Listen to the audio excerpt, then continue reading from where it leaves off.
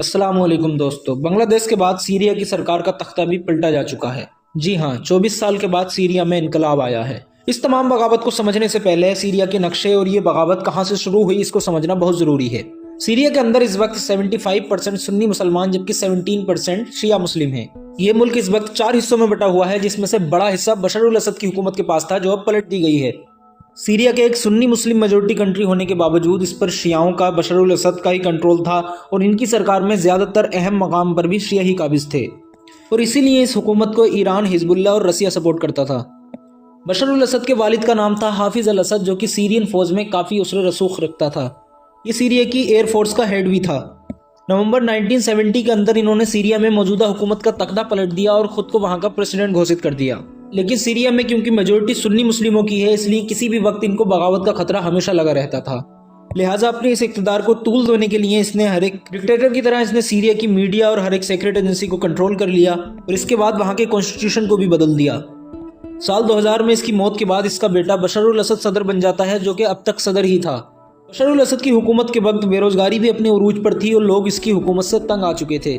और इसके बाद आगाज होता है अरब स्प्रिंग का, जब लोगों ने अरब हुकूमत के खिलाफ बगावत शुरू कर दी। इसी के दौरान फरवरी 2011 में सीरिया के शहर दारा में कुछ बच्चों को सीरियन फोर्सेस उठाकर ले जाती हैं, क्योंकि उन स्कूल के बच्चों ने बशर उल असद के खिलाफ दीवार पर एक नारा लिखा था और किसी को भी उस बच्चे का नाम क्लियर भी नहीं था। लिहाजा इन बच्चों पर बेइंतहा तशद्दुद किया जाता है।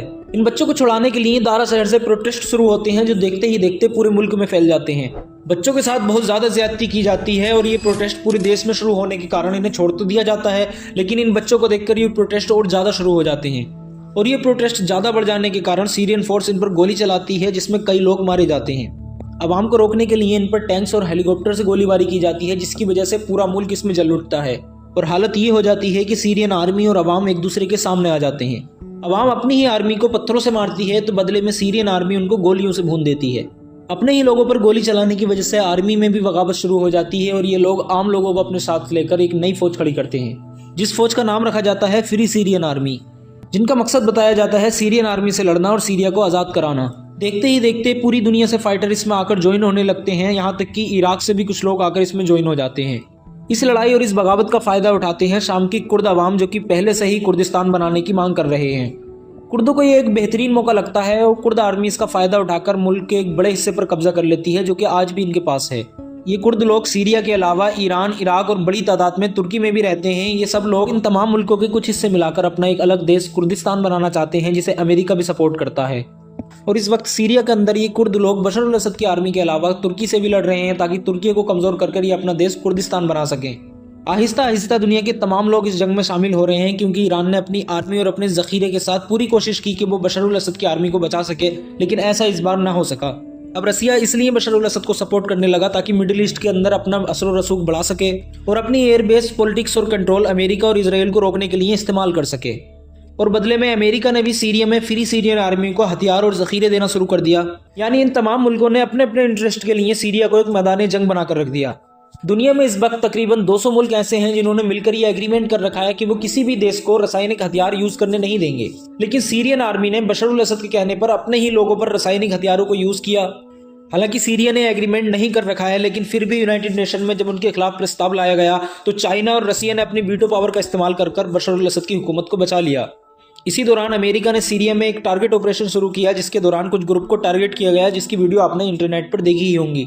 इसके बाद हमने देखा कि कुर्दों से लड़ने के लिए तुर्की ने भी अपनी एयर स्ट्राइक शुरू कर दी और बशर उल असद की हुकूमत को बचाने के लिए रसिया ने भी यहाँ अपनी एक एयरबेस बना ली। और आज इन तमाम मौका परस्तों ने सीरिया का हाल बद से बदतर कर दिया है। ट्रंप के दौर के अंदर अमेरिका इस जंग से बाहर निकल गया, लेकिन एक बार फिर बशर उल असद के रासायनिक हथियार अपने ही लोगों पर इस्तेमाल करने की वजह से अमेरिका फिर इस जंग में एंटर हो गया।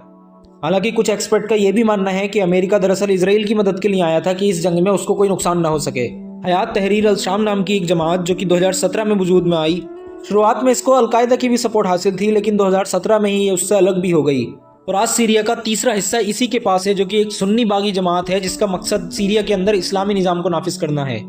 इस ग्रुप को तुर्की, यूक्रेन और कतर सपोर्ट करते हैं। तुर्की इसलिए ताकि कुर्दों से जंग के लिए इस ग्रुप को इस्तेमाल कर सके, जबकि कतर इसलिए कि सुन्नी मेजोरिटी होते हुए यहाँ पर बशर उल असद की शिया हुकूमत रूल करती है, और यूक्रेन इसलिए कि बशर उल असद को रसिया सपोर्ट कर रहा है, जबकि सीरिया के एक और हिस्से गोलन हाइट पर इसराइल ने कब्जा कर रखा है।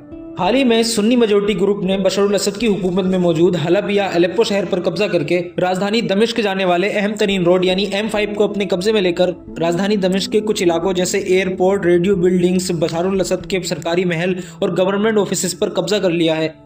और आप जानते हैं कि किसी मुल्क की सरकारी इमारतों पर कब्जा उस मुल्क पर कब्जा तस्वुर किया जाता है। इस दौरान सीरिया की फौज ने आसानी से हथियार डाल दिए और कोई जंग या खून खराबा नहीं हुआ। अब तक जो खबर है उसके मुताबिक बशर अल असद सीरिया छोड़कर भाग चुके हैं और खबर थी कि उनका प्लेन क्रैश भी हो चुका है, लेकिन अब खबर मिली है कि वो ठीक ठाक रसिया पहुंच चुके हैं। हालात ये हैं कि लोग इसके सरकारी महल के अंदर घुसकर इसके तमाम चीजों को लूट चुके हैं।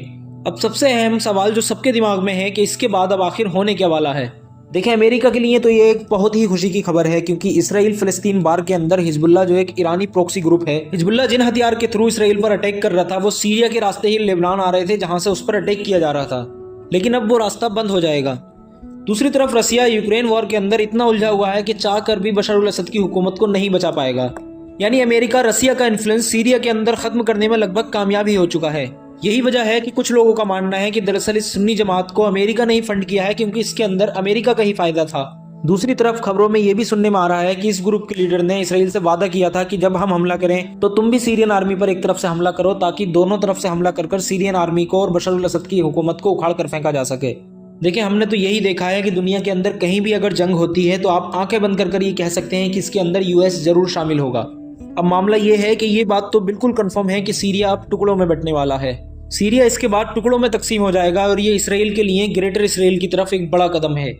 इसराइल के अगर ग्रेटर इसराइल प्लान को देखें तो सीरिया का इतना हिस्सा तो इसे आज नहीं तो कल कब्जाना ही था। अब जैसे ही ये देश टुकड़ों में बटेगा तो इजरायली आर्मी ऑलरेडी इस पर कब्जा कर चुकी होगी, क्योंकि इजरायली आर्मी आज भी ग्रेटर इसराइल का नक्शा अपनी वर्दी में लगाती है। इस नक्शे के अंदर मिस्र, इराक और सऊदी अरब का भी एक बड़ा हिस्सा शामिल है। इराक और मिस्र इतनी कमजोर हालत में इस वक्त हैं कि अगर अमेरिका की मदद से इसराइल चाहे तो आज भी इन पर कब्जा कर सकता है। लेकिन सऊदी अरब में अभी इसराइल अपनी आहिस्ता आहिस्ता बिजनेस इन्वेस्टमेंट कर वहां अपना इन्फ्लुएंस बढ़ा रहा है। गाजा पर हमले करने के बाद से ही इसराइल ने इस ग्रेटर इसराइल की शुरुआत फिलिस्तीनियों को एक छोटे से हिस्से में कैद कर दी है, जो वहां पर अब मिनोरिटी बनकर रह चुके हैं। और अब अचानक से सीरिया के टूटने के बाद ग्रेटर इसराइल का एक नक्शा बहुत ही जल्दी पूरा होता हुआ नजर आ रहा है। और इसकी सबसे बड़ी वजह बनी बशर अल असद की जिद और अना, जिसने इस अच्छे खासे मुल्क को गड्ढे में धकेल दिया और तमाम मौका परस्तों को मौका दिया कि अपने फायदे के लिए वो इसे नोच नोच कर बिल्कुल नंगा कर दें। लेकिन आज हमेशा की तरह इस डिक्टेटर का सूरज भी गुरूब हो गया और जिस मुल्क पर इसने 53 साल राज किया, आज वहां के लोग इसके खून के प्यासे हैं। लेकिन अपने पीछे ये एक सवाल छोड़ गया कि क्या सीरिया अब इस ना खत्म होने वाली जंग से कभी निकल भी पाएगा। अब इसके आगे हालात क्या बनते हैं ये तो हमें आने वाला वक्त ही बताएगा। लेकिन आप इसके बारे में क्या सोचते हैं, अपनी कीमती राय हमें कमेंट सेक्शन में जरूर बताएं और वीडियो अच्छी लगे तो अपने दोस्तों में जरूर शेयर कर दें और कहानी सुनो को आप सब्सक्राइब भी कर सकते हैं।